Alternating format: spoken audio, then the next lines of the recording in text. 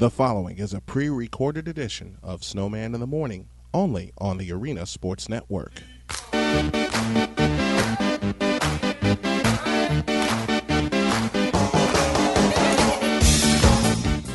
Josh, wake up.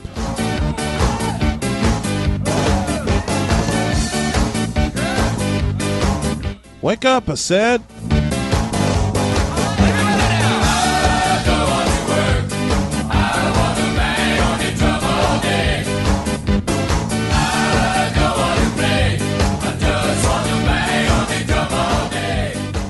It's Snowman in the Morning on the Arena Sports Network on this Monday.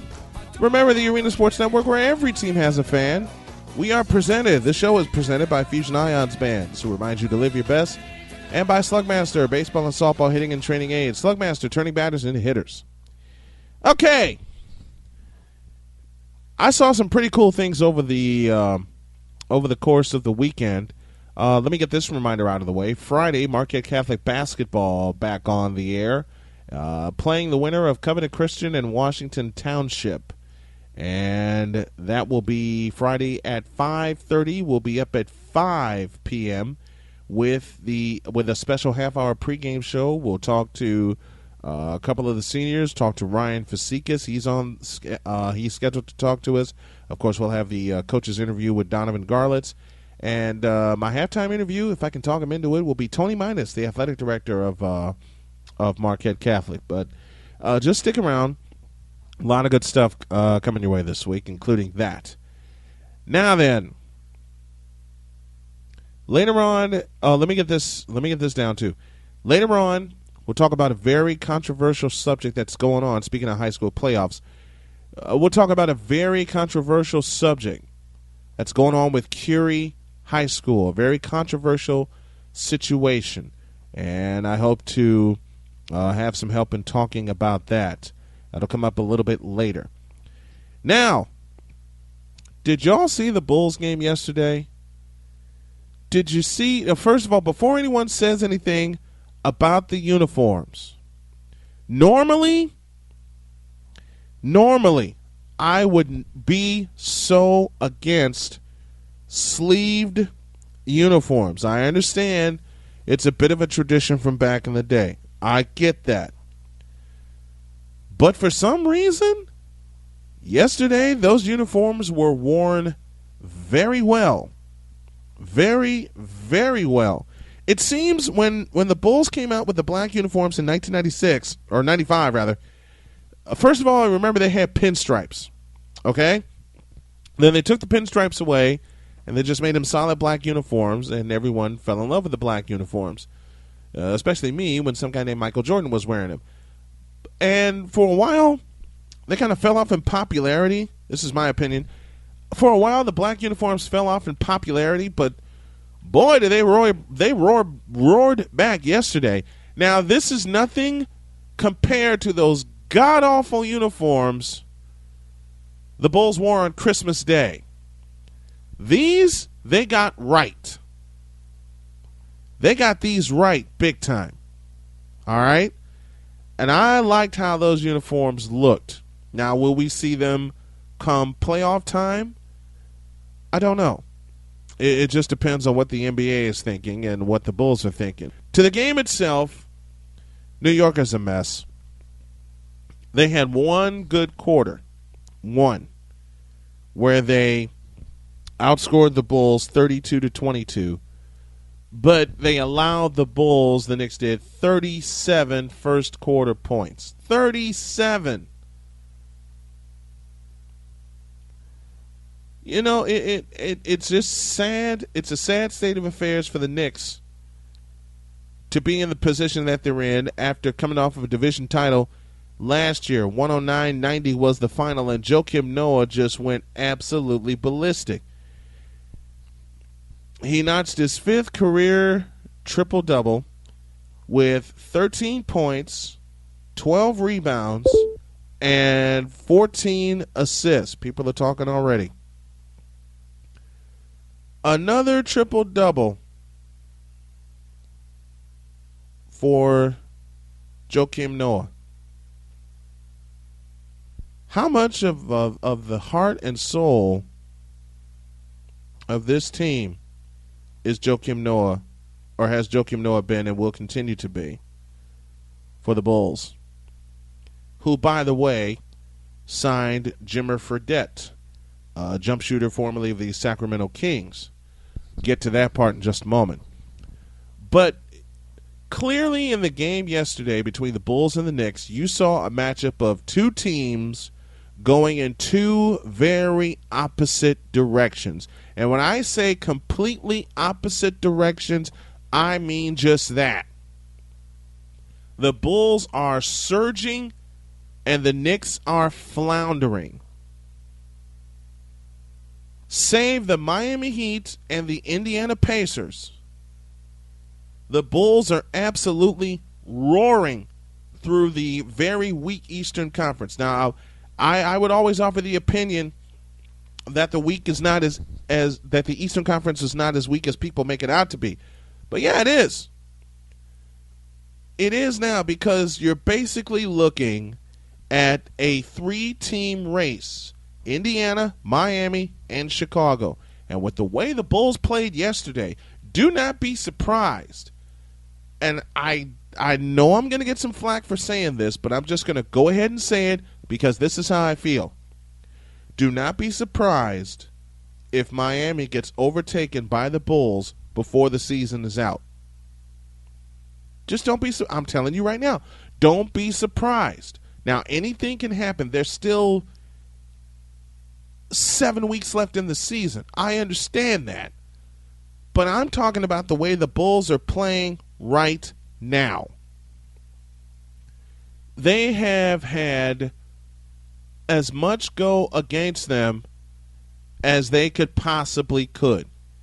They lose Rose for the season again after he worked his way back from a torn ACL and a year away from basketball. They have Derrick Rose for 10 games, and they lose him again to an injury. They lost him in Portland. And then the Bulls turn around and trade Luol Deng, who is every bit of the lunch bucket player that Tom Thibodeau thrives on as a coach. And despite all of that, the Bulls are now 7 games above 500. 7 games above 500. When no one expected them to get even that far. I've spoken so much about people wanting the Bulls to tank in the past, and that's not going to happen. You know, people wanted after Luol Deng was no. You know what? Let me back that up. After Derrick Rose went down with a season-ending injury, so many people were saying, "Why don't the Bulls just tank the season and get a first-round draft pick?" How do you know that the first-round draft pick is what the Bulls need right now? And again, it goes back to the fan conversation that I've had many, many times before, especially myself and my producer, Josh Lopez, my super producer, Josh Lopez. Many of us have talked about before how a fan should be. And, you know, Mike Lyle even joined me talking about how a fan is. A real fan does the research and knows what his team needs from what is going on in the organization and how the output is. That's how you judge. You don't judge off of a set of circumstances that has hurt the team so much as the circumstance of injury has hurt the Bulls. Okay? Saying to actually suggest that the Bulls tank the rest of the season just to get a high draft lottery pick, that's stupid. That's absolutely stupid. And I'm going to continue to say that. It's stupid for people to think that. After the performance I saw yesterday, and also after the performance I saw Friday in Dallas, this Bulls team is poised to make a run. And I'm not talking about to a better record at the end of the season. No. I'm talking about a deep run into the playoffs. I don't even think, and this is just me, and y'all are going to think I'm crazy for saying this, I don't even think the Miami Heat, the defending two-time champions. I don't even think the Miami Heat are going to be that much of a challenge for the Bulls. And the reason I don't think they're going to be that much of a challenge for the Bulls is the fact that the Bulls are physical and Miami is not.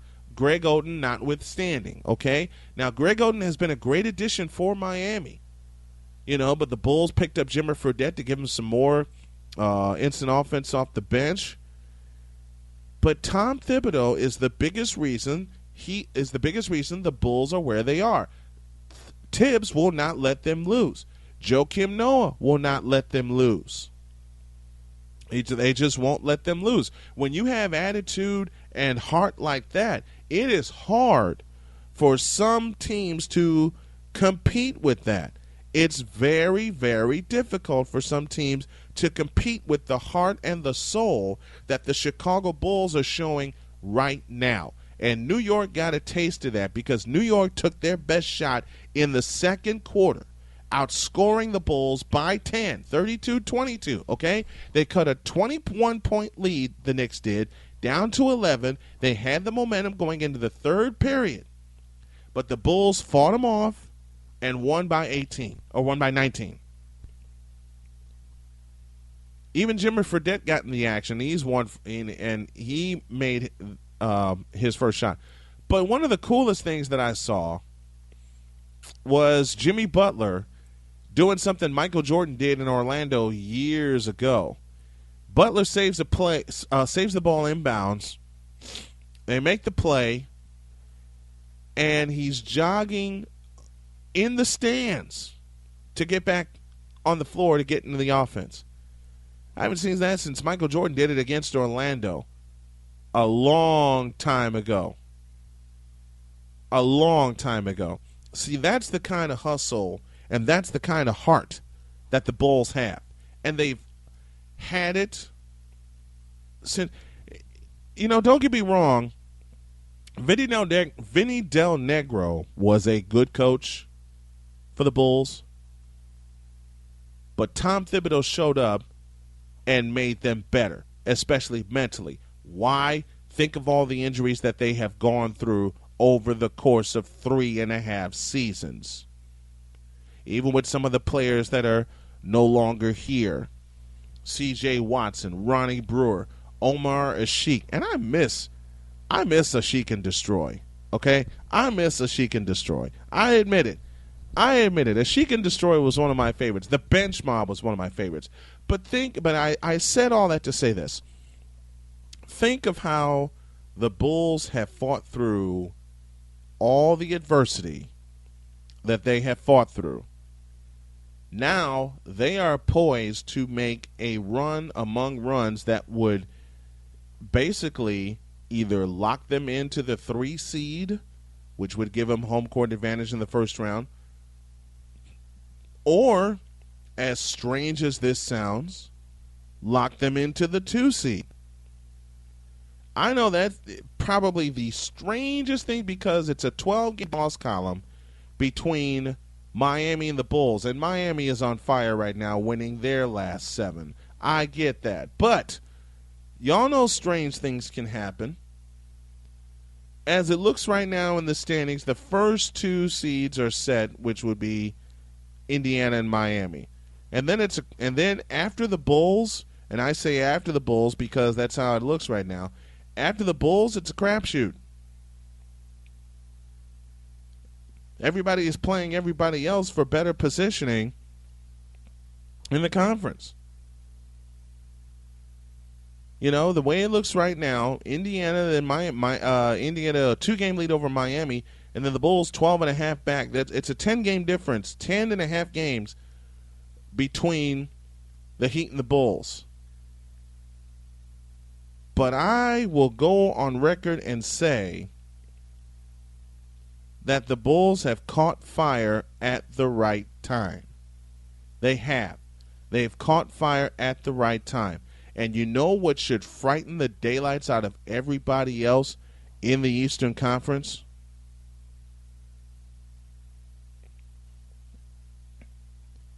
What should frighten everybody in the Eastern Conference right now, including Indiana, including Miami, is that the Bulls are doing this basically with just half a roster. They don't have Rose. Luol Deng's gone, traded. And yet, Thibodeau is still maximizing everything out of the Bulls that he can. And for them to sit 7 games over 500, which should have long since proven every doubter wrong, but you are still going to have some. You're still going to have some doubters. You're still going to have some doubters. I know that, and they're going to be there until the playoffs begin. But what this should have done is prepared you for the way the Bulls are going to be competing. You know, everybody wants to say the Bulls need another scorer. They need another scorer. You know what? Yeah, they have offensive issues, okay? I've said that several times, and I'll continue to admit they have offensive issues. But defensively is where they make their money.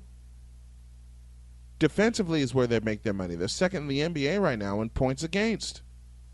And they only allowed the Knicks 90. They only allowed Dallas 91 on Friday night. Does this not tell you how much importance is placed on defense? It should. It should give you that clue right now. The Bulls have won 9 of their last 10. 9 of their last 10. With a roster in which no one expected them to compete. No one expected them to compete. And no one is probably going to expect them to compete until they get a big name. They don't need a big name. They don't need a big name. They really don't. The way this is right now, if a big name came in, say like Carmelo Anthony, it would ruin the team. And I know I'm going a little bit longer on this subject than I wanted to, but I want to get this out. It would ruin the team if Carmelo Anthony showed up. It would. And the reason it would ruin the team is because it would take away its personality. It would take away its hard-nosed defensive personality that Tom Thibodeau has put together, and let me use some words that were given to me, that has taken a bunch of no-names and has created this defensive identity that Phil Jackson could only copy. So when you have that kind of defensive effort, the points will come, okay? Now, will the Bulls and either Miami or Indiana see each other in a 7-game series? We don't know. We really don't know. But only time will tell that answer. Snowman in the morning here from our ASN studios in Chicago. We are presented by TCF Bank, the official bank of the Arena Sports Network. TCF Bank, surprisingly, TCF. Now, you had the Bulls yesterday, but on Saturday was an even more cooler thing with the Chicago Blackhawks and the Pittsburgh Penguins doing battle at Soldier Field. It was snowing like a sumbitch on Saturday. And 62,921 fans jumped into Soldier Field, dressed head to toe, and saw the Blackhawks save a mistake by Brent Seabrook, which no one's talking about because, you know, let me get to that first. Seabrook inadvertently hit the puck into his own net, okay? What I loved about the aftermath of that is that Corey Crawford did not jump on Seabrook. You know, and this is what the hockey analysts on NHL Network and all across were saying.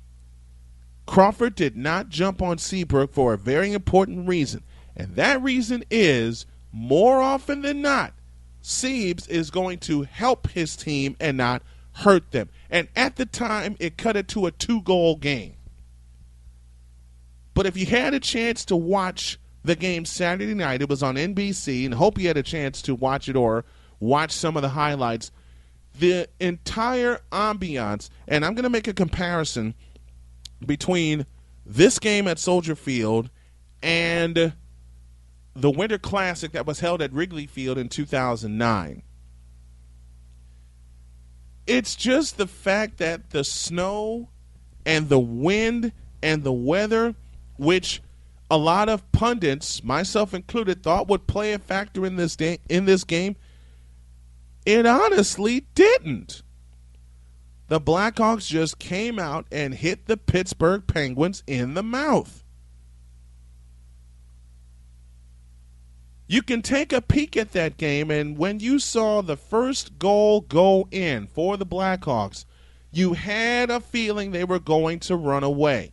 Because all throughout the course of the first period, the Pittsburgh Penguins were a step slower, they were a step behind, and the superior speed, skill, and depth of the Chicago Blackhawks imposed their will on the Pittsburgh Penguins. Now, the Penguins are the best team in the Eastern Conference right now, but Pittsburgh needs to remember the same aura that they had when they were defending Stanley Cup champions. They are seeing that right now in the Chicago Blackhawks. But again, going back to the ambiance of the whole thing, 62,921, the announced crowd at Soldier Field, seeing the Blackhawks put on an absolute clinic. Jonathan Taves had 2 goals. Patrick Kane put in 1. And Chris Versteeg, and this was pointed out to me by my good friend David Schuster. I read his post on Facebook. Excuse me. Chris Versteeg became the first Blackhawk to score at the United Center, at Wrigley Field, and at Soldier Field. How cool is that? 3 major, and I mean major arenas in Chicago, and Chris Versteeg has graced them all with a goal. How cool is that? When the Winter Classic was played in 2009, it was a young Chicago Blackhawks team facing their rivals in the Detroit Red Wings, and the Red Wings knew that they had veteran talent.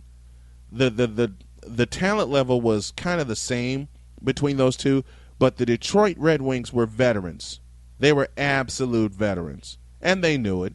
And the Blackhawks knew it. But the Blackhawks gave them a hell of a show. They gave them a hell of a show Saturday and showed why they're defending Stanley Cup champions. And if Anaheim and St. Louis and Colorado are not careful, they're going to raise the cup again. But there's still a long way to go. Again, and just taking a look at that game and taking a look and seeing 62,000 people. I think the NHL made a terrific new move when they launched the Stadium Series. Dodger Stadium, Yankee Stadium, and Soldier Field. The only question I had was Dodger Stadium, and that's because it's in Los Angeles. But it all went off without a hitch. Take a look at some of the games that were supposed to be affected by weather, and they really weren't. Dodger Stadium with the Ducks and the Kings went off without a hitch. Yankee Stadium, 2 Stadium Series games played there, went off without a hitch. The Winter Classic at Michigan Stadium, snow falling all over the place, dead of winter, and yet 105,000 people filled Michigan Stadium and saw the Toronto Maple Leafs and the Detroit Red Wings play an absolute classic. Now you have this one here at Soldier Field that will go down as a classic, especially for Blackhawks fans because of the clinic that they put on. I think Gary Bettman is on to something with the Stadium Series, and let's just hope it makes the rounds to everyone in the NHL to have a chance to host an outdoor game. Give Gary Bettman credit. He capitalized on the Winter Classic.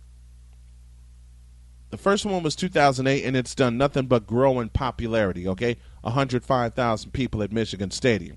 And then the Stadium Series happened. I had my questions. I had my doubts about how the Stadium Series would be received. They got answered when I saw part of the Rangers-Islanders game at Yankee Stadium.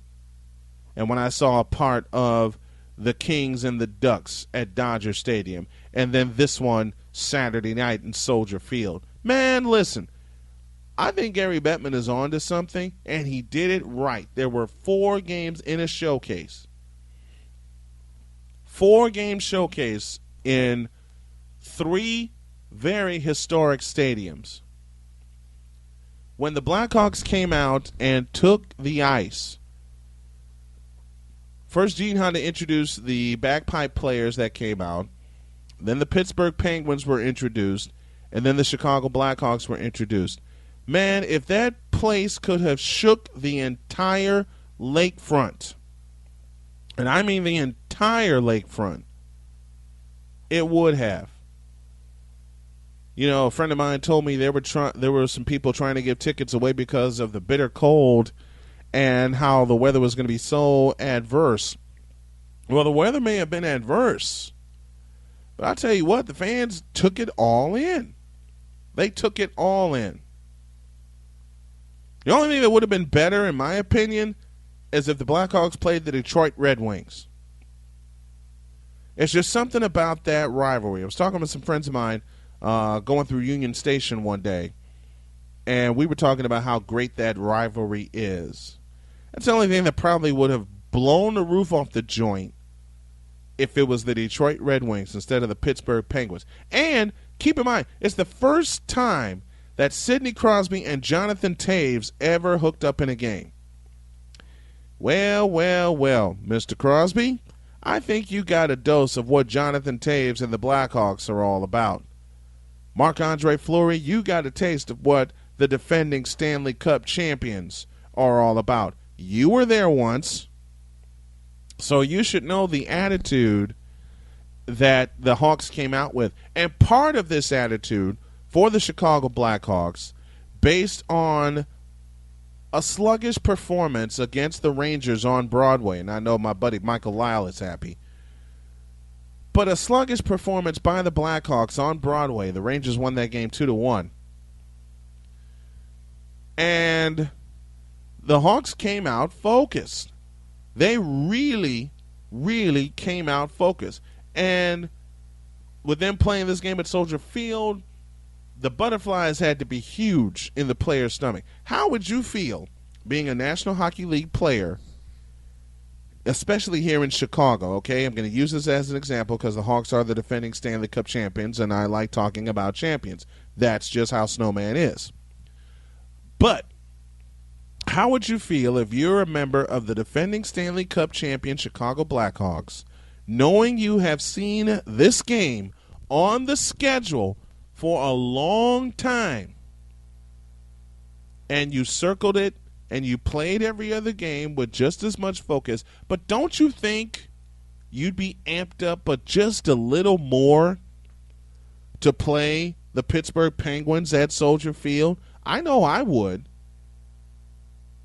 I'd be so amped up I'd have to have teammates calm me down. But then again, that's why these players are the way that they are. Okay, and I mean that in all good ways. I mean, they just walked down on the ice and they were so excited to play, but also they were ready to play. They were ready to play some hockey. And the Blackhawks did just that. All right? So my congrats to not just the Blackhawks, but everyone that participated in the Stadium Series in the NHL. Gary Bettman, great job putting the games on. Great job by the folks at Dodger Stadium, the folks at Yankee Stadium. And Yankee Stadium hosted 2 games, Rangers and the Devils, and then the Rangers and the Islanders. And then Saturday night with Pittsburgh and Chicago. Gary Bettman, I think you're on to something. And I mean that with everything.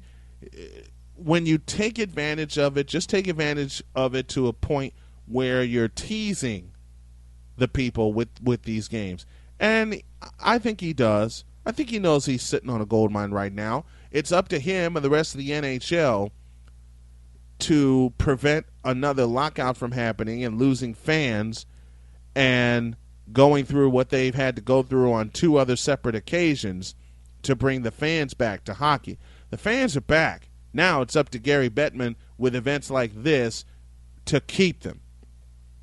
Let me pause for a break. When we come back from a break, got some more stuff for you, and I'm going to talk about a very controversial situation happening at Curie High School. I know I've teased it all weekend, and I've teased it all morning, and I'm just going to come back with that and let the folks know what's going on and give you my take on what's going on at Curie. All that and more. This is Snowman in the Morning on the Arena Sports Network. Back in a deuce. How do you turn a batter into a hitter?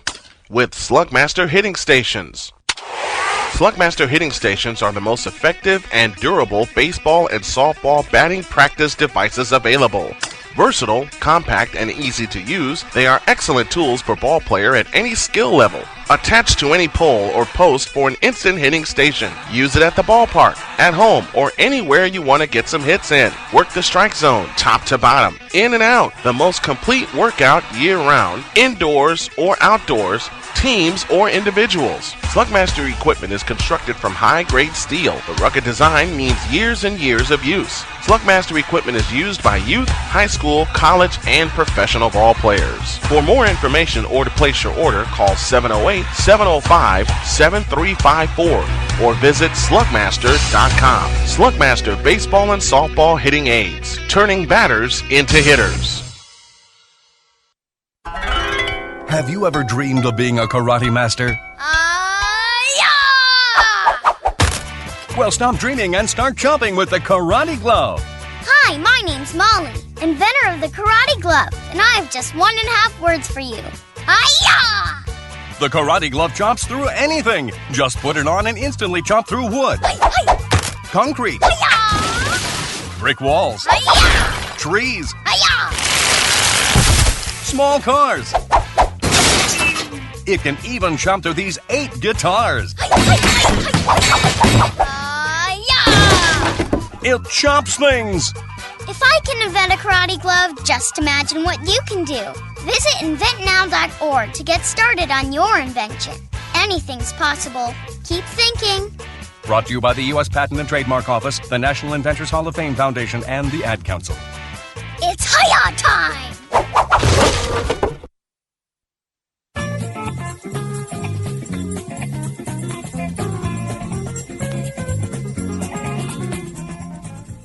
Didn't recognize this one, did you?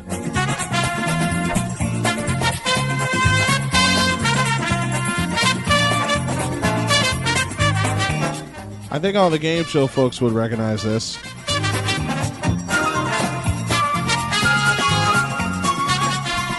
Yeah, right about there you should recognize it. Snowman in the Morning, presented by Fusion Ions Bands, Fusion Ions, where we require you to live your best. And by Slugmaster Baseball and Softball Hitting and Training Aids. Slugmaster, turning batters into hitters.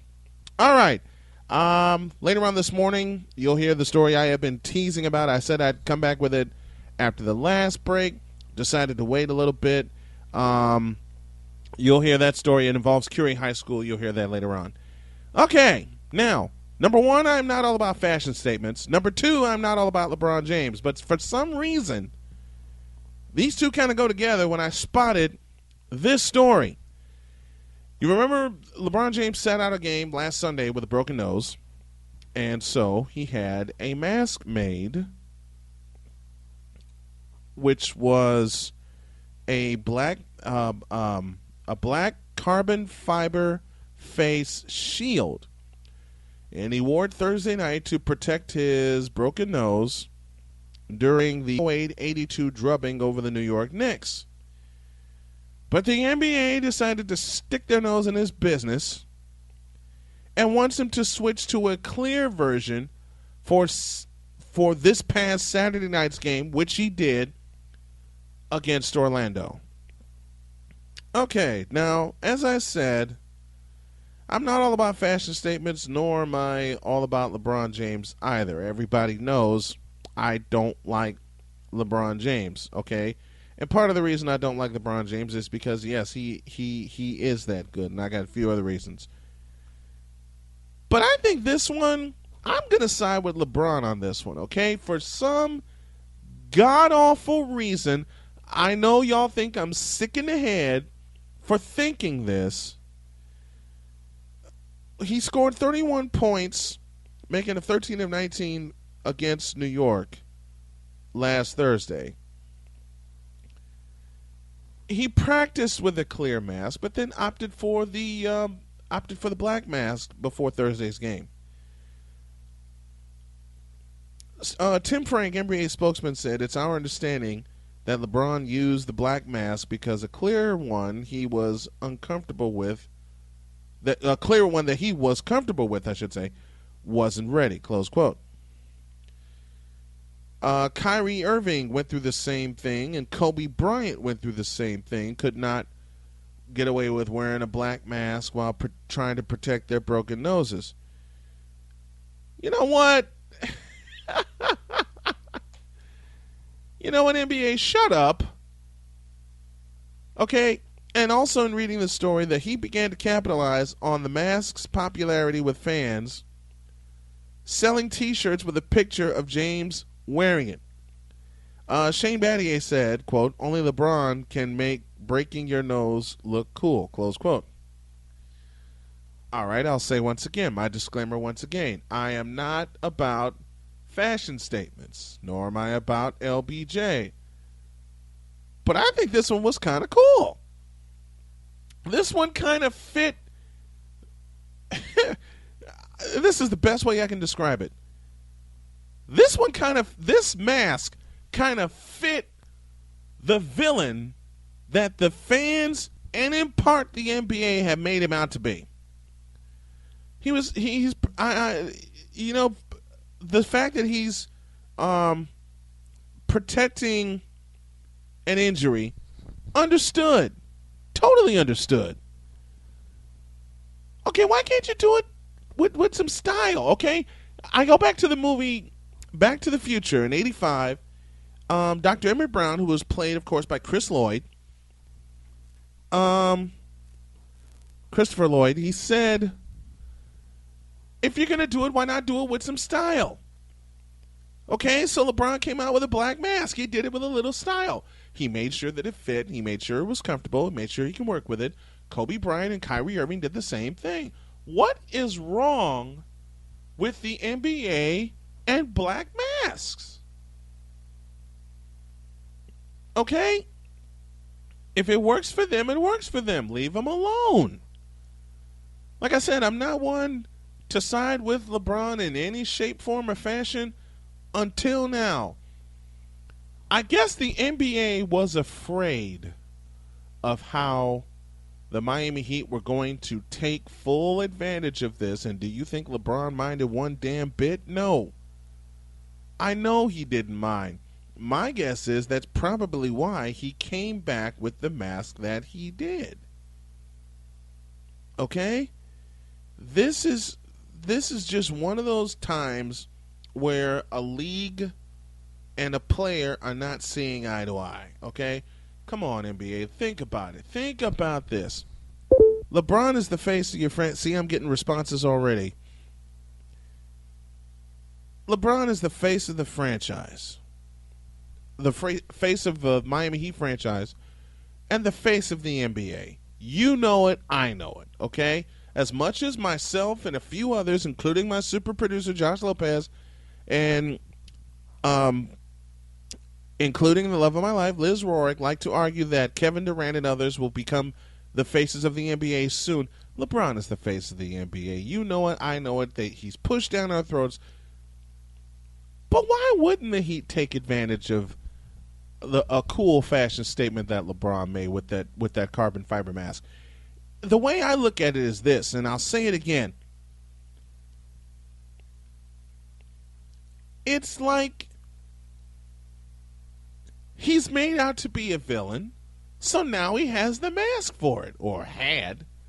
When he came back with the clear mask on Saturday, it was not the same. And even LeBron was mad that he couldn't wear the black mask.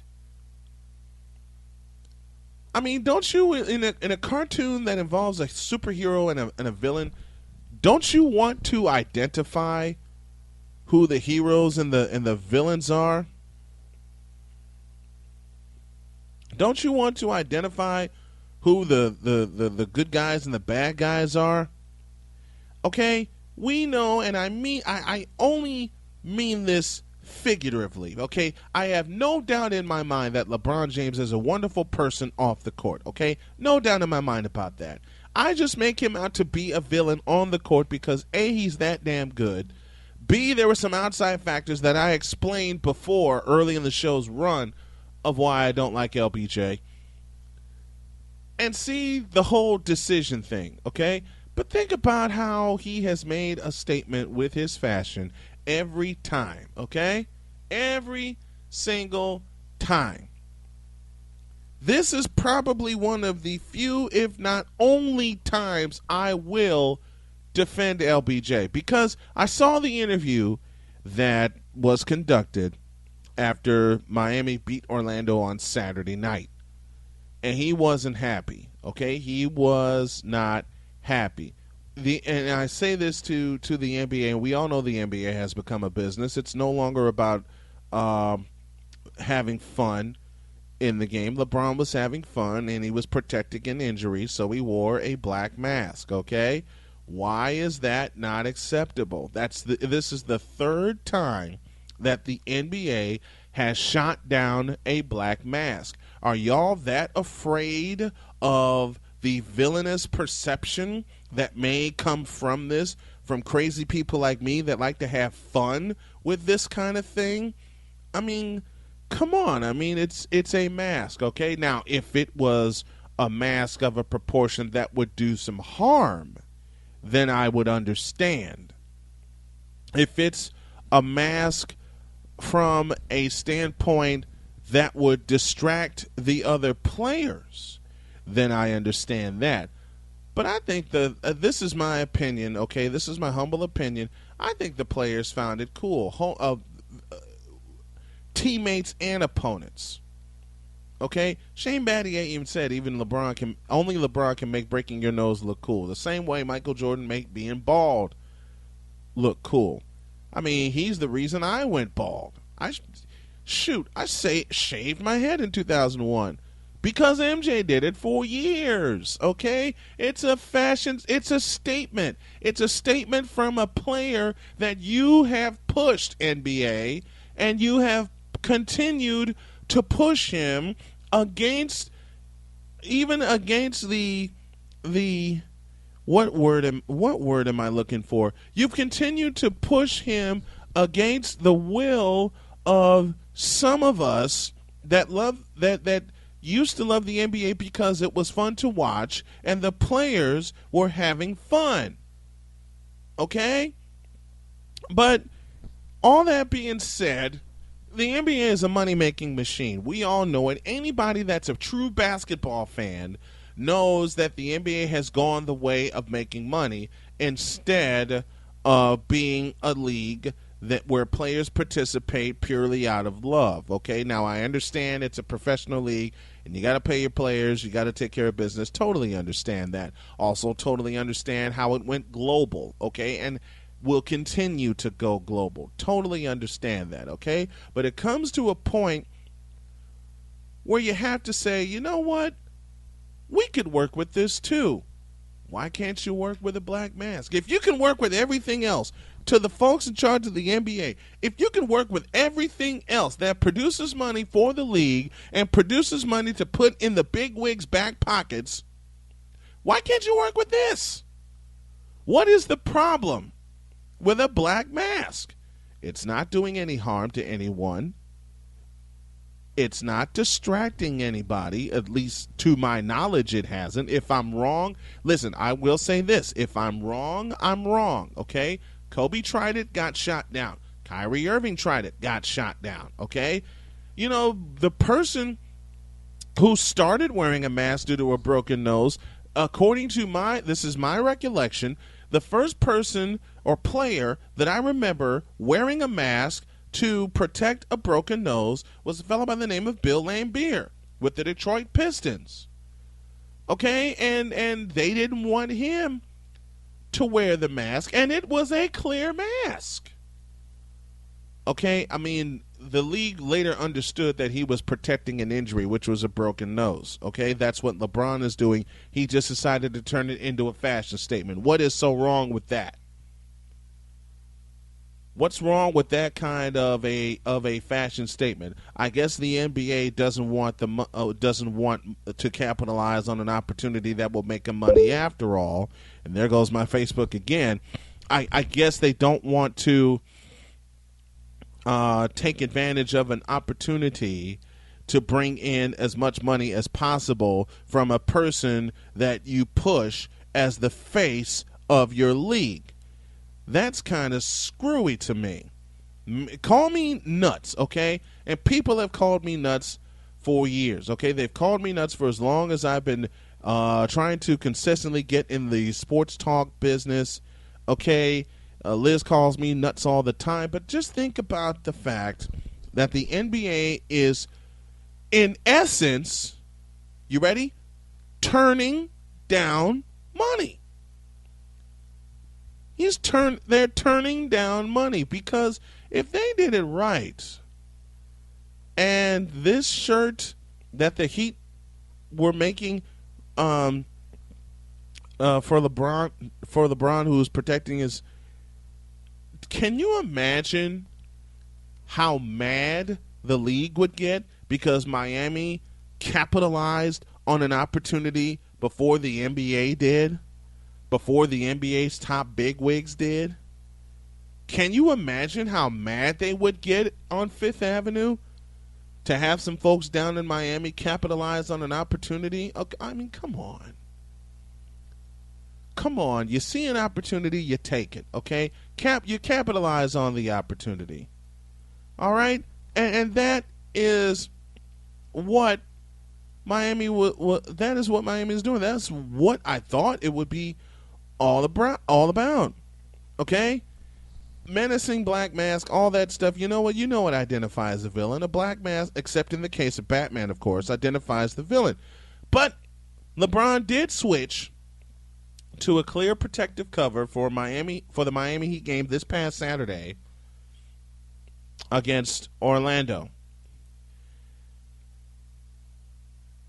James said before Saturday's games, quote, "It's not a league rule, but it's the league's request that you don't wear the black one. The reasons they told me didn't make sense to me, but I'm just a player. I will abide by the request," close quote. So that makes a lot of sense, doesn't it? It's not a league rule, but it's the league's request that you don't wear the black one. That doesn't make sense to me. It doesn't make sense that the league is going to shoot down a mask that was beginning to pick up in popularity. Let me say it again. It was going to pick up in popularity. Everybody who saw LeBron come out in that mask on Thursday night against New York knew it was going to take off. LeBron James also said, quote, "I'm good with the NBA. I'm not against the NBA. I had a request, and I fulfilled it." Okay? Let me close that quote. How many of y'all think he was mad because he had to change his mask? How many of y'all were mad when you've had, at the request or the behest of others, had to change a piece of your identity?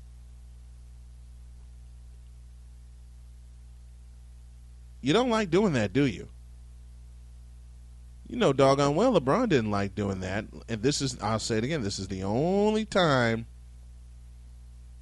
I will defend LeBron, period. Because what I think, especially about this, it's totally unfair. I wouldn't be surprised if he went back to the black mask. You know, LeBron said also, everyone loved it. I got stuff from, you look very menacing, to you look like a superhero, you look amazing, a little bit of everyone. No one told me it was terrible. Not even league officials. If the league officials are not telling you that it's a problem, then why are they making a request for you to change something they don't have a problem with? It's crazy. It's crazy, and quite honestly, it's a bit unfair. I pretty much guarantee you the league loved it, but for some reason, they cowered and told LeBron to change the mask. Come on, that's not fair. I don't think it's fair. He made a statement. He's protecting an injury. It's not doing harm to any of the other players. So why are you asking the face of your league to make a change that probably should not have been made? I thought the mask was pretty cool myself. I don't like LeBron. I don't like LeBron because, he's that good. I've said that so many times, but I think the mask is pretty cool on him. It can identify him being a superhero and a villain at the same time. But that's the NBA, and that's my take on it. Snowman in the Morning, presented by Gigahertz, the official computer solutions company of the Arena Sports Network. Gigahertz, and that's where we come in. Okay, let me hit a story that someone sent to me that involves my beloved San Francisco 49ers. It also involves head coach Jim Harbaugh and GM Trent Baalke. Now, the story came out, I want to say 2 weeks ago, that Harbaugh and the Cleveland Browns, where Harbaugh was going to be traded to the Cleveland Browns, okay? Jeff and I talked about this briefly on Friday. It ain't going to happen, okay? Reports are beginning to surface, and Killen of the San Francisco Chronicle writes that some players are sick of Harbaugh too. Killen says, quote, one source with inside knowledge of the team says that Harbaugh's act is worn thin in the locker room, particularly among some key face of the 49ers type players, close quote. Found this story as well as the last one with LeBron on via yahoo.com and Frank Schwab of Shutdown Corner in particular. It's been a theme since the beginning of football, okay? It should not be a surprise that high-strung coaches rub players and others the wrong way. All right? Before Harbaugh arrived, San Francisco was a mess. All right? He came in, turned them around, and his record speaks for itself. 36-11-1 the last 3 years, and also the last 3 years, he's gone to the NFC title game. He's 1-2 in those title games. The win came against Atlanta last year. And I know I'm going to make Josh so mad talking about this, but let's just look at the story about Harbaugh itself. There are a lot of coaches that would be much nicer to deal with. Yeah, sure. Do you think the 49ers have created a mess by not giving the contract extension that he desires? He's proven himself. I think he deserves an extension. Yeah. I will always say he deserves an extension because of what he has brought to San Francisco, what he has brought to a team that was the bottom of the barrel for a good 10 years. Okay, you can't tell me that a lot of the successful coaches, i.e. Sean Payton, who's won a Super Bowl, Bill Belichick, who's won 3, all right, Andy Reid being another who's made a couple of Super Bowl appearances, Mike Ditka, who took the Bears to the Super Bowl in '85. You can't tell me they're not always easy to deal with. It's part of the reason they're successful in the first place. The organizations keep them happy. San Francisco will figure out an extension to give Jim Harbaugh, okay? They will. This story is going to die because San Francisco is going to pay Jim Harbaugh. They're going to give him the extension that he deserves, and everyone will just have to shut up. They're going to have to shut up, period. You pay a coach to turn around a franchise. Jim Harbaugh has done that. You pay a coach to win. Jim Harbaugh has done that. But now reports are surfacing that even some of the players are tired of him? Come on. How long has that argument been going on? How long has that argument been reported by so many different teams? You shouldn't be surprised that what surprised me was them talking about sending Jim Harbaugh to Cleveland. How about that for an exile? Like I said, Jeff Escal, Sports World Radio, talked about this with me last week, and Jeff is going to join me sometime this week. Come on. Harbaugh to Cleveland? That is, you know what?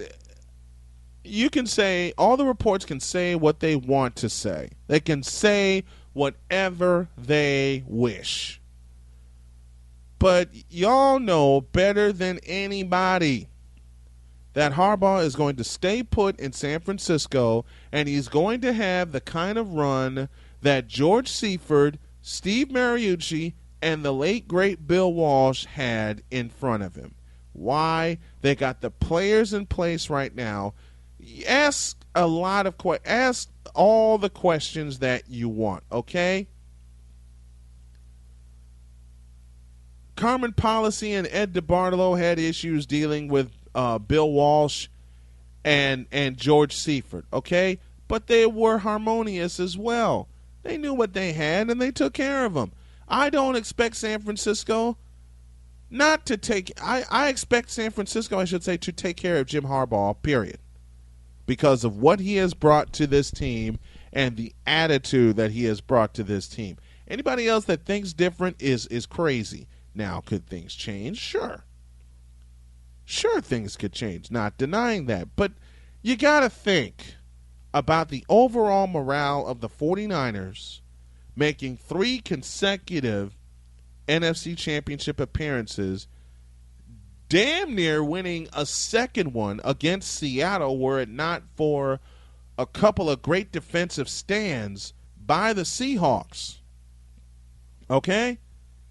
You can't tell me that there's no – you can't tell me that Jim Harbaugh is going anywhere, number one. Number two, you can't tell me that San Francisco will not take care of him.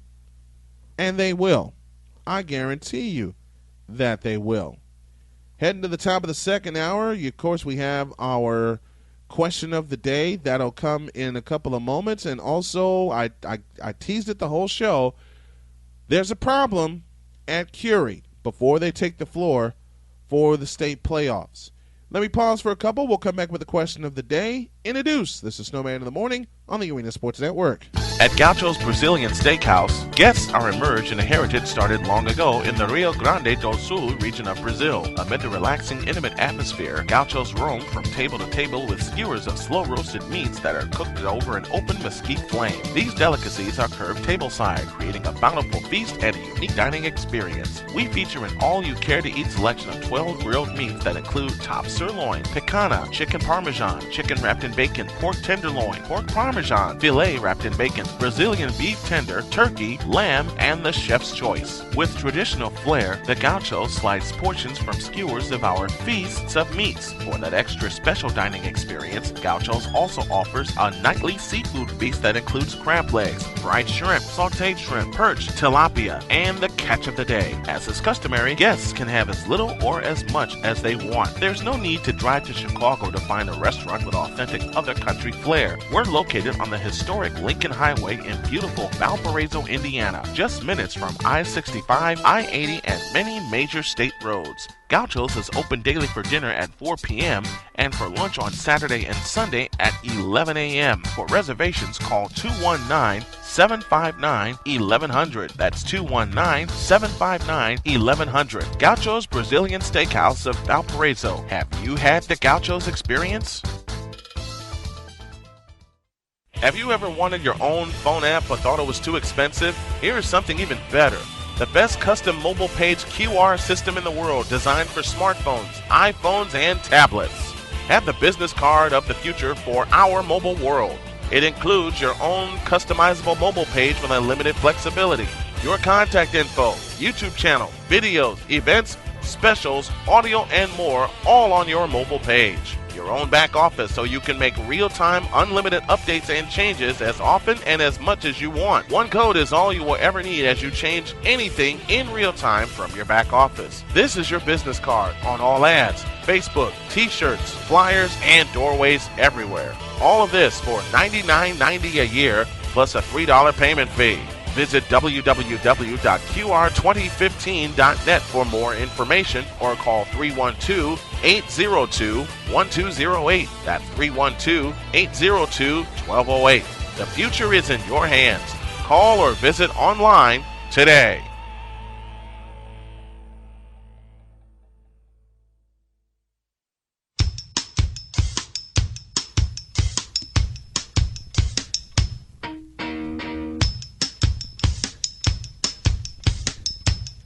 You gotta keep them separated.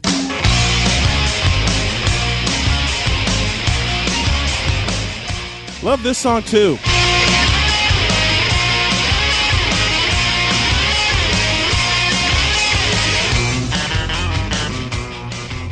Wonder who we should play this song for.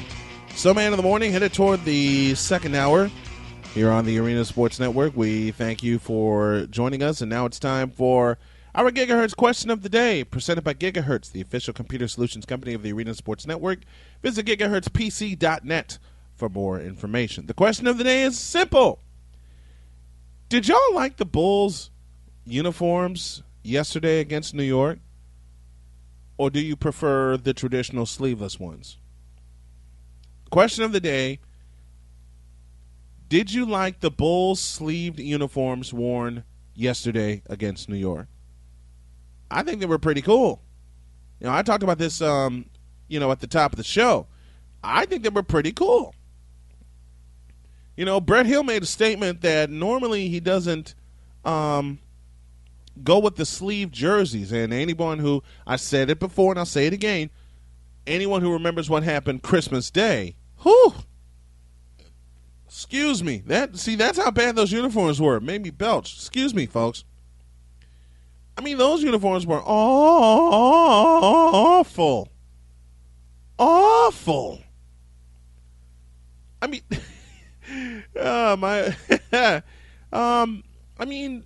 looked. Let me borrow a statement from Alvin Washington, our chief operating officer. They looked so recreation league. They looked so rec league. It wasn't even funny. And the NBA thought it was good, but yesterday, I think they got it right. I really do. I think they got it right, and I think the reason they got it right is because they put they were honoring Hispanic Heritage Month, so they put those Bulls across the front and the player's number, and of course the number and the player's name on the back. I think when they put the team name and the number on the front of the jersey, I think it makes a difference in terms of how it looks. So again, our Gigahertz question of the day: do you approve of the sleeved jerseys that the Bulls wore yesterday? Go to our Facebook page, facebook.com/snowmaninthemorning, and let us know what you think about those Bulls sleeved jerseys yesterday. Let me pause for a couple, and I'm going to get to the story I have been teasing about all morning concerning Curie High School. They got issues. I'll tell you about them in a deuce. Gigahertz, providing customers with excellent service since 2008. Computer problem? Leave it to the staff at Gigahertz, priding themselves with an unparalleled work ethic and continuing to offer customers the lowest prices around. Gigahertz services include PC repair, networking, PC setup, custom PC builds, pickup and delivery, in addition to in-home and in-office service. Get small to large business solutions, service contracts, and much more. Computer problems? Gigahertz. and that's where we come in. Gigahertz for your computer repair and solution needs. In-home, in-store, wherever it's convenient for you. Think your PC's infected? Gigahertz offers free virus diagnostics, with most virus removals done in 48 hours or less. Plus, they'll optimize your PC. Take that, Best Buy. Give Gigahertz a call. 219-218-9323. That's 219-218-9323. Or log on to gigahertzpc.net. Gigahertz, and that's where we come in. Anne Marie specializes in premier 5-star vendor and craft shows. She also offers event planning for special events of any kind. Anne Marie's goal is to provide both her vendors and shoppers with an exceptional experience, believing that promotion is the key to any successful event. Anne Marie has developed personal relationships with her vendors and is constantly being sought by vendors who would like to participate in her popular events, often with wait lists for vendors. Working with Anne Marie is an enjoyable, stress-free experience. Anne Marie is a perfectionist and very creative. She is 100% committed to each event from beginning to end and believes that promotion is the key to any successful event. No stone will go unturned as it relates to promotion. For the ultimate in event planning, contact Anne Marie today at 219-741-0435 or visit anne-marieprince.com. Premier events in Chicagoland and Northwest Indiana are brought to you by Anne Marie.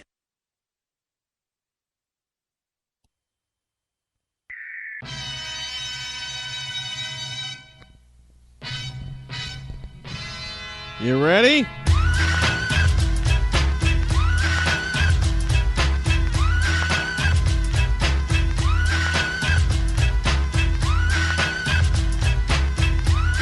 I hope you are. Pack it up, pack it in, let me begin. I came to win, battle me, that's a sin. I won't ever slack up, punk, you better back up. Try and play the role and you're the whole crew will act up. You can't tell me you weren't jumping around with this song when it came out. You just can't tell me that, and I won't allow you to. Oh, feeling funky, amps in a trunk, and I got more rhymes than there's cops at a Dunkin' Donut shop. Sure enough, I got pop from the kids on the hill. Snowman of the Morning, back for the second hour. We are presented this hour by American Family Insurance of Maryville, Indiana. That stopped a little suddenly. I'm sorry about that. We are presented by American Family Insurance of Maryville, Indiana. We invite you to call 219-945-3040 for more information. I just turned the volume down. I'm sorry. All right. Before we get into the second half of the show, let me say hello to a very, very special organization involving some people that have become very dear to me. Now, this organization is the Lakeshore Baseball Club, Lakeshore Tribe Baseball Club, and two of my favorite people, Jeff Adam and his wife Wendy, have put this organization together, and we may have a few of their games this summer. Follow them on Twitter at Lakeshore Tribe, and also follow our coverage of them. I'm just going to go ahead and say it. I don't think Jeff will mind. This is going to be a very fun summer covering those guys, okay? They currently have two 13-year-old teams, a 14, 15-year-old team, and a senior league team for the baseball program. 49 total players. Last year, Robertsdale and East Chicago had a total of 22 players combined. How cool is that? How cool is that an organization that's just starting to give kids a chance to play baseball this spring and summer have that kind of success? 49 players as opposed to two cities having 22 combined. I think that's great. And I couldn't be more proud of a couple people. Michael Dye had a great comment when he said great leadership equals amazing results. Teamwork. It's so true. It's so true. Todd Mansfield, I'm looking at some of the comments when they made an announcement about the teams that they that they have for this season. This was on Facebook. And Diane Oliver said, fun summer is going to be had by all. Todd Mansfield says, great job, Jeff. Can't wait to see the Tribe play. And he also adds, now we just need the weather to break. I think we all are waiting for the weather to break. Man, I hope the weather breaks soon because I'm ready for some baseball. I really am. I really am ready for some baseball. And we got a lot of baseball on the docket here at the Arena Sports Network. But again, let me say a special hello, a special shout to the Lakeshore Tribe Baseball Club and the folks in charge, Jeff and Wendy Adam. I told them I'd say hi to them. They're tuning in this morning, and they are. And I just wanted to give them a special shout. They're some very dear friends of mine. So y'all, when you get a chance, I know they're gonna have a website soon. Keep tuned to us for the updates. Pay attention to the Lakeshore Tribe. It's gonna be a lot of fun. Now, to a story that I have teased all morning, and I teased yesterday during the scoreboard show. The Curie Condors recently won their first city championship. They had 24 wins on the season. Well, because of a little snafu, they have been stripped of its 24 wins and the Public League Championship title. A Chicago Public Schools investigation found that 7 Curie boys varsity basketball players were found to be academically ineligible since the start of the 2013-2014 season. CPS requires students to maintain at least a 2.0 grade point average or have a signed certified individual study plan. Oh, boy. 24 wins out the window.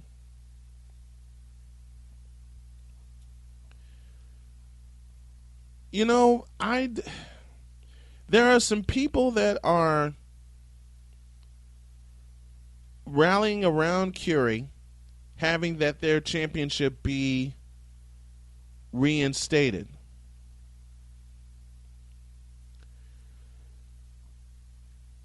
You know, this is just wild, okay? We already talked about, Tim McKinney joined me, talked about the situation at Homewood Flossmoor with the girls team there.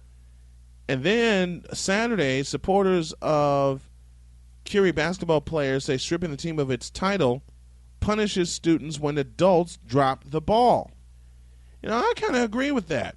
A day after, CPS officials said the team must forfeit all of its victories.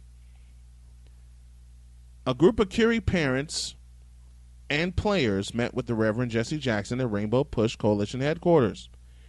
They're hoping a public outcry will convince CPS to reinstate the school city title and now allow its now suspended coach, Mike Oliver, to lead the Condors in next week's state tournament.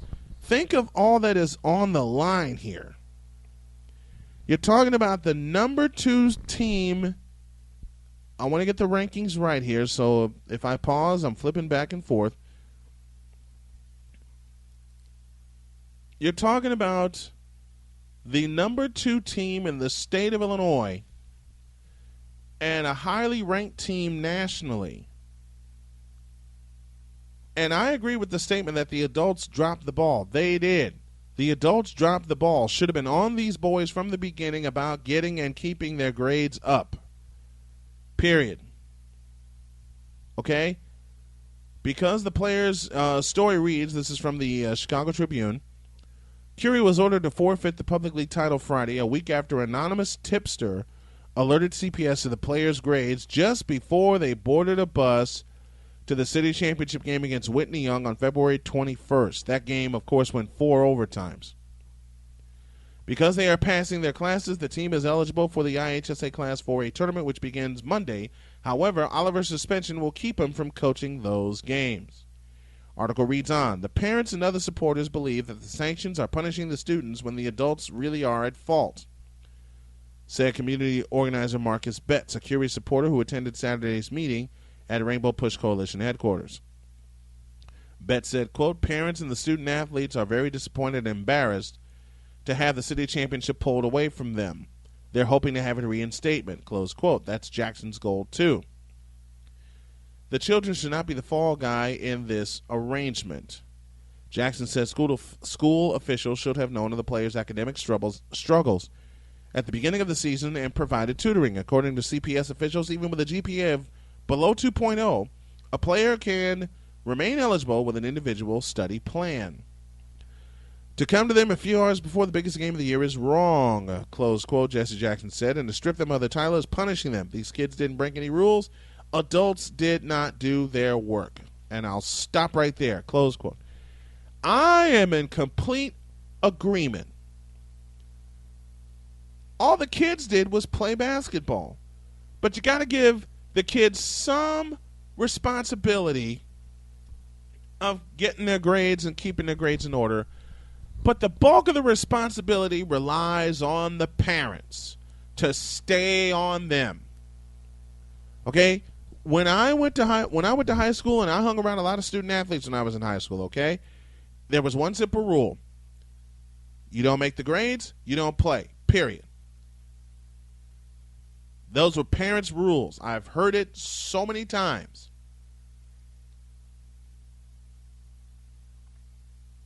Why didn't the parents get together and find out? Well, first of all, there are so many questions surrounding this. I mean, why did someone have to wait until a big game like this against Whitney Young for the city title to, quote unquote, expose Curie? That's not fair. It's not fair to the kids. The adults dropped the ball on this one, and after reading this and taking a peek at it, I agree totally. I agree totally that the adults dropped the ball. And in particular, the parents dropped the ball. Because if the parents had stayed on their kids about doing their homework and getting their work in on time, this would not be an issue in the first place. Now, is this blame? No. I can't.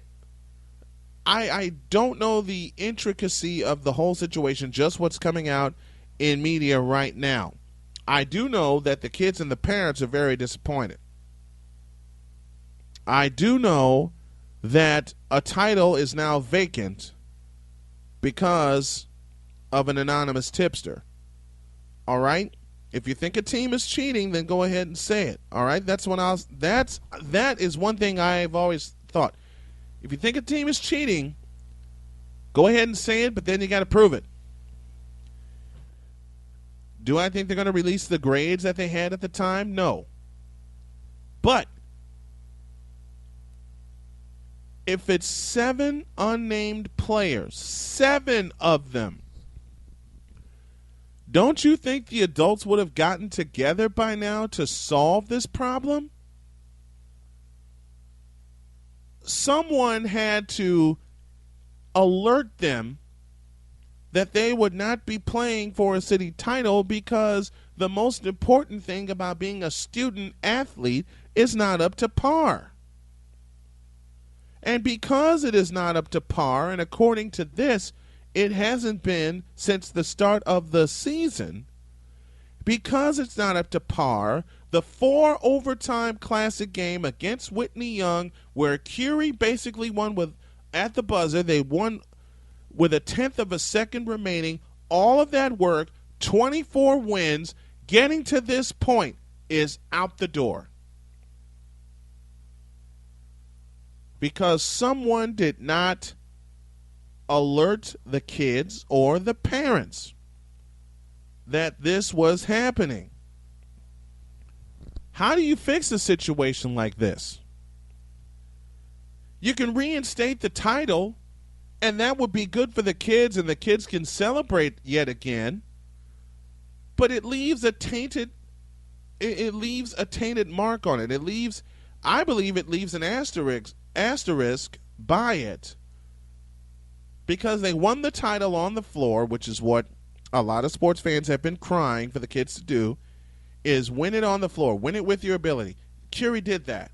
Then this happens. Get the title stripped. It comes back. Is it the same when you have a title reinstated by people who had no, not is it the same? Now I found the question I wanted to ask.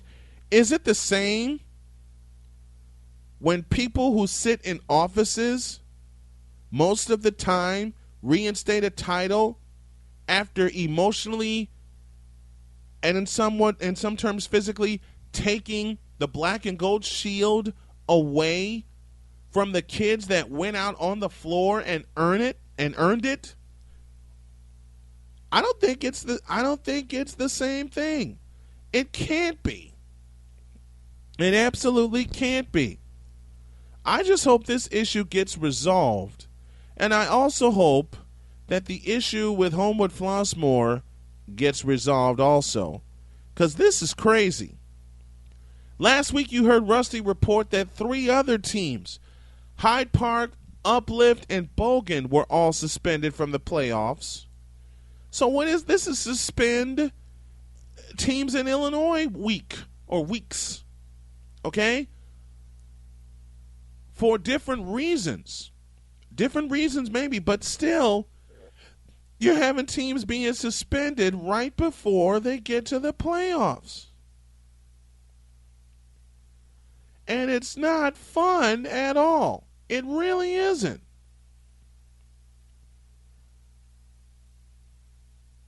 It is not fun for this to happen to kids when the parents should have been on them in the first place.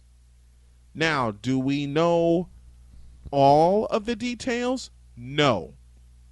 We only know what has been reported. This situation is not over by any stretch of the imagination. Not by a long shot.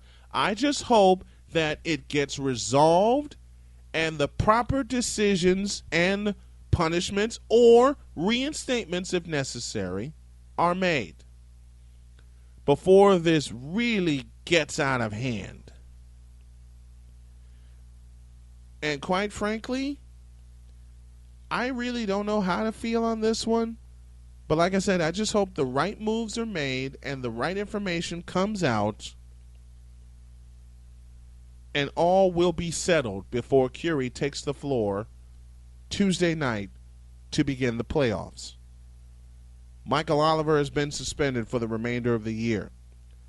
The 3 schools I named earlier, Bogan, Uplift, Hyde Park, their coaches have been suspended.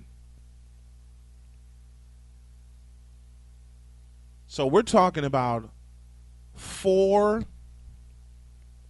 highly ranked, highly successful, at least this season, high school teams that have just seen their season bite the dust. Because for many different reasons. Some, the 3 I named before, Hyde Park, Uplift, and Bogan, for schedule reasons. This one with Curie for academic ineligibility. And 7 players, that's half the team. 7 players, man. That is half the team. Now, and then the teams were reinstated. Bogan, Uplift, and Hyde Park were reinstated, but the coaches were suspended. How big of an effect is that going to have on the teams going forward? And then the boys' team at Homewood Flossmoor were facing the same kind of penalties that the girls were facing, but they will not. For off-season workouts, and it's self-reported during the investigation of the girls' program. The school, Homewood Flossmoor, has been put on probation for 1 year. Marty Hickman, executive director of the IHSA, said, quote, "The violations by the girls' program were far more extensive than the boys' program. The school has been forthright in admitting the violations and working with the IHSA to correct them. Both of those pieces were critical in the ruling." Close quote.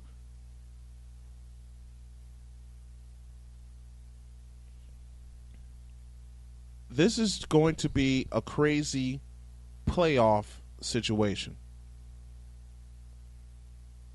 It's going to be absolutely crazy. And what's sad is that the kids are taking the bulk of the punishment because some of the adults have dropped the ball. And because of that, there will be no Playoffs? for them. Again, I say there will be no Playoffs? for the kids that are involved in these scandals because of the adults dropping the ball. It's just a sad situation. Snowman in the Morning, presented by Fusion Ions Bands. Fusion Ions, live your best. Well, speaking of the Playoffs? the UIC women's basketball team will be headed that way from the looks of it as they sit in 4th place in the Horizon League. Why? This past Thursday, they recorded something they had never done before, which is their 20th win. 20 wins. They beat Youngstown State 73-65. Now, they couldn't get the Ohio sweep because they lost to Cleveland State by 8, 78-70. But they sit 20-8 right now, a chance for win number 21 on Thursday when they host the University of Detroit, a game that we'll have here on the Arena Sports Network. Regina Miller has done a fantastic job this season. After only 9 wins last year, they equaled that and passed it in the midst of an 11-game win streak. That saw them win at Butler, that saw them win at Wisconsin, that saw them win at Western Michigan.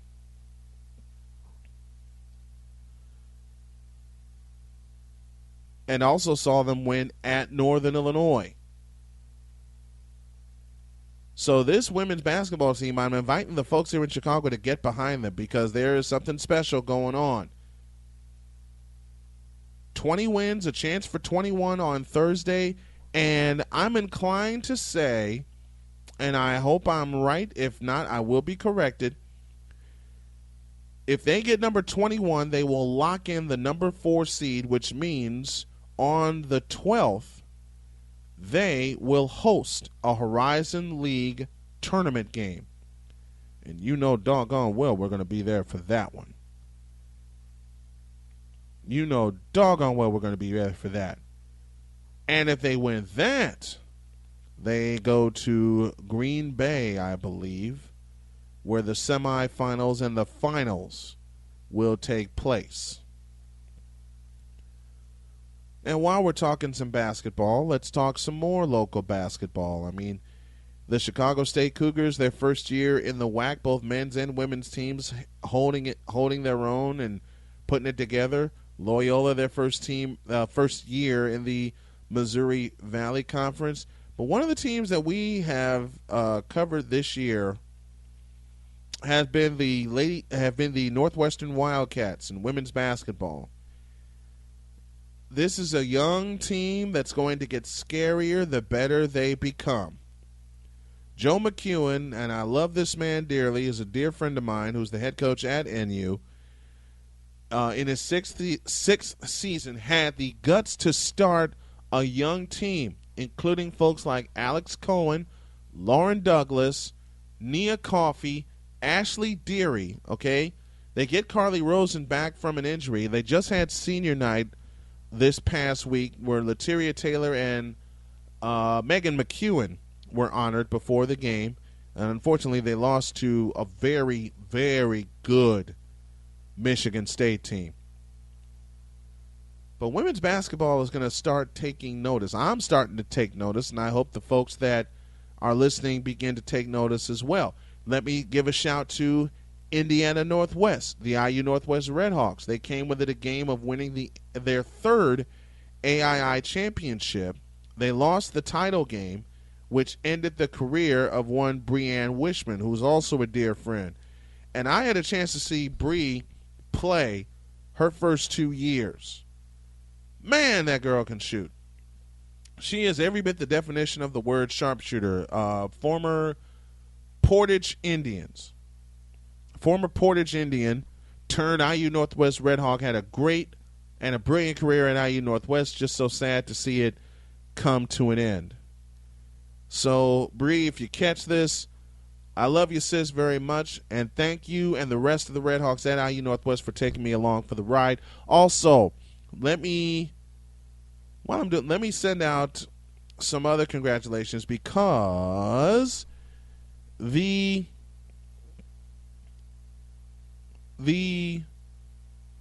CCAC championships, the Chicagoland Collegiate Athletic Conference, held their basketball championships. And a special shout to Purdue Calumet over in Hammond. They are the regular season and tournament champions, repeating the feat that Roosevelt did last year. And let me send a shout also to St. Xavier. They upset number 1 Cardinal Stritch 85-74 to win the men's CCAC championship. So congratulations to all the local basketball champions that have been crowned. You know, it's not all about the big boys sometimes. I mean, these small schools, especially in the CCAC, they need some love too. And also, let me send a shout to I turned this into an impromptu shout segment. I'm sorry. Sam Salem hit a 3 at the buzzer 2 weeks ago to close out Trinity International's basketball season. And they won their last game 77-75 on that 3 at the buzzer. I was talking with a friend of mine after the game. You know this is going to be a lot of momentum heading into next year. You know it is. You know it is. So our congratulations to all of our student athletes that we honor here at the Arena Sports Network and here on Snowman in the Morning. Okay, let me pause for a break. When we come back, I have a message, and it is a good one in a couple. You do a lot of thinking on a bike about your life, family, your dreams. One of my dreams came to me on a bike, to open up my own shop. So what happens when you complete a dream? Well, you just start thinking of the next. Visit DrastichAgency.com or call 219-945-3040 and ask Joel Drastich how you can get all of your insurance under one roof. My name is Matt Rencars, and I'm the founder of Fusion Ions. We are so confident that you're going to love our bands. We want you to try one risk-free so you can see for yourself how powerful these bands really are. Don't wait. Go to FusionIons.com to find out how you can receive your very own straight Fusion Ions band. Take advantage before they are gone. FusionIons.com. That's FusionIonz.com. At Strachan Van Til, everything we do is designed around you. From the uncompromising freshness down every aisle to the unbeatable quality you'll always find. It's the very best selection from choice meats to bakery. And getting honest value every single day, all with the friendly personal service and the savings that you deserve. That's built around you. That's Strachan Van Til. Visit svtgroceries.com today.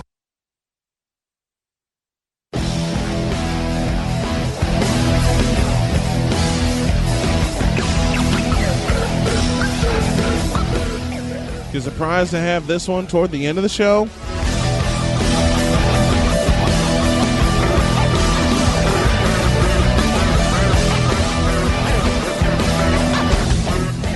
Well, you shouldn't be. I love mixing it up.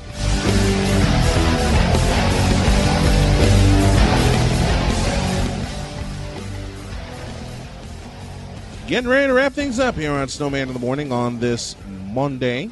And we thank y'all for joining us. We are presented in part this segment by American Family Insurance of Maryville, Indiana. Time to go inside the journey. And the journey is presented by Fusion Ions Bands. Fusion Ions, live your best. Quick announcement.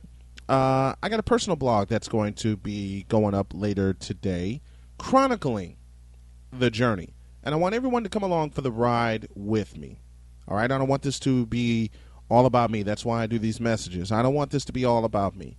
I want to identify with some people, and I want to have some folks come along for the ride that identify with what's going on and what I'm doing, and have some fun with it as well. You'll see that later today. Now then, my exercise of the day. I figured I'd add this too. First of all, let's talk about the diet. I had to make some changes in my diet. Being a former diabetic, had to constantly keep making changes in the diet and keep making changes in the exercise routine. Let's see. Had to cut out pop. Absolutely had to. Had to cut out sweets as well. And I only have those like on a once in a blue moon basis. And usually for a while they would be on game nights, but I've had to cut those out on game nights because what I found out is on a day where I am allowed to cheat and I do have a couple of sweets, it saps my energy. And it's that, and Matt and I have talked about this, it's that addiction to sugar, it's that addiction to food. And for a while, like right after Christmas, I found myself slowly getting back to that addiction because I was so happy that I had beaten diabetes and I had changed everything. I wanted to celebrate, but I went overboard. But as soon as I realized that I was slowly turning back to that addiction, I put a halt to it, and I had some friends to help me. So what I'm going to do is, along with the message, is just chronicle everything that's going on, and like I said, wanting people to identify with what I'm doing. Now, I've done a lot of push-ups and sit-ups, and I will continue to do so. But I got introduced to an exercise courtesy of my good friend Matt Renkars, who I hope to have on later this week, called a burpee. And a burpee is like it's a push-up and a jumping jack combined into one. So what you do with this burpee, and I've modified it to help me so I don't hurt myself, is you start face first on the floor. Well, actually, you start standing up. You drop into a squat. Then you extend your legs, and you do a push-up, basically, and then jump back up and clap your hands like a jumping jack. That's a burpee. And I've modified that, and I've gotten to the point where I can actually do the entire motion. And that leads into this message. Push through your difficulties. We all have them. Lord knows I have. Many years I've fought the battle of the bulge, as the common term goes. But push through your difficulties. You push through all of your physical, your mental, and your emotional difficulties. Because when you get to a point and you see something coming that you've never seen before, your first instinct is to turn and run. Don't do that. That was my first instinct on a lot of occasions, to turn and run, because I'm getting to a point in an area of my life that I thought I'd never get to. That's one of those times where you have to face it head on and see what's next for you. Don't be afraid to steam into the future. Don't be afraid to steam ahead. I mean, that's what we all want to do. We all have difficulties. We all have obstacles. Push through them. Pat Fitzgerald tells his team all the time at Northwestern. Pat Fitzgerald, the head coach of the Northwestern football team, he tells them all the time, push on. Just push on. If something's getting you down and you can't solve it yet, take a break, but then push through it, okay? Step back, take a look at the whole situation, and then step right back up to it, and then push through it. You will eventually find a solution to whatever the problem is that is facing you. Because if you don't, you let the problem defeat you, and you have to start back from square one. And more often than not, I've been proven to be wrong, but from my observation, more often than not, if you have to start back from square one, it takes away all the work that you have put in up to the point where you got defeated. Don't be defeated. Don't be defeated, and don't feel defeated. Whatever problems that you are seeing and facing, push through them. But push through them with a smile, and push through them with the knowledge that you are going to get through them and that you are going to come out on the other side. That's my message for the day. Push on. Push on through everything. You'll have a better day and you'll have a bigger smile because of it. Because when people see the fact that you are resilient, and people see the fact that you don't let anything get to you or get you down, more often than not, they'll respect you. I mean, people used to get to me all the time because they knew my weakness. If something got me down, it bit me. It kept me down because I let it. Plain and simple, because I let it. Changed my attitude. And Josh Lopez, I have you to thank for it. Liz Rorick, I have you as well. You know, just push through all your difficulties. If you don't get one today, get one tomorrow. That's why there is tomorrow. If you don't get through all your goals today, write them down for the next day and get through them tomorrow. Because more often than not, when you look at all your checklists throughout the course of the week, you'll find more check marks and lines through goals that you have written down more often than not. So push through, everybody. That's it, man. Game over, man. Game over. Oh, man. Wasn't that great, kid? Tomorrow, to kick off the second hour, we'll have the Skinny on Sports as Brian Skinnell will join me, talk some more sports, have some more fun.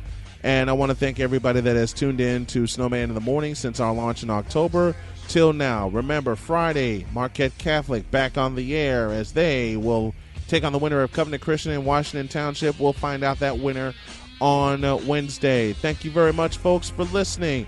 Have a great Monday. Remember, make your next move your best move. I'll talk to you tomorrow. God bless. Have a great day and a great week. I love y'all.